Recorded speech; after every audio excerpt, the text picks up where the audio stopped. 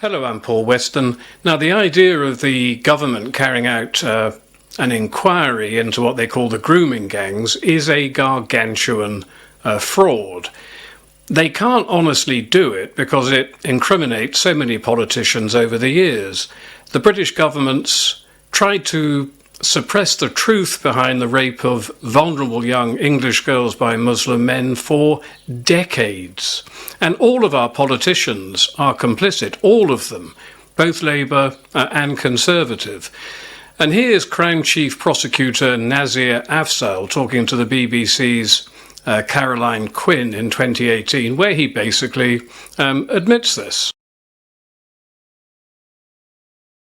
Nazir Afzal is former Chief Crown Prosecutor in northwest of England. And in the meantime, these vulnerable and brave young women suffered and tried to give evidence that the wider issue, these girls were calling out this behaviour for a long time before anything was done. Absolutely, Karen. If you think about it, you may not know this, but back in 2008, the Home Office sent a circular to all police forces in the country saying, as far as these young girls who are being exploited in towns and cities, we believe that they've made an informed choice about their sexual behaviour, and therefore it's not for you police officers to get involved in. If that's the landscape coming from the top down in 2008, rest assured all agencies are going to listen to it.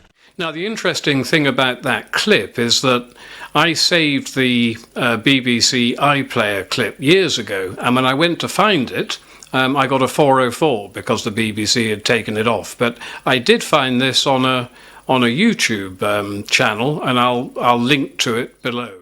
Afzal is talking about 2008, which means Gordon Brown was Prime Minister and Jackie Smith was his Home Secretary. And Afzal has since told us he made a mistake when he said this, but he would, wouldn't he? Political pressure from prime ministers tends to have that effect. And Afzal has also stated that whites were overwhelmingly responsible for sexual assaults at that time. So he is hardly an honest man. And you couple this with reports of Labour councillors and policemen being actively involved in the rape gangs, and I think we can safely assume that the inquiry, which has been forced upon the government against their kicking and screaming will, cannot be anything other than a whitewash. We're not supposed to hate anything these days, but you cannot really hate the traitor political class enough. They're not just complicit in crimes, they are complicit in a historical crime against humanity.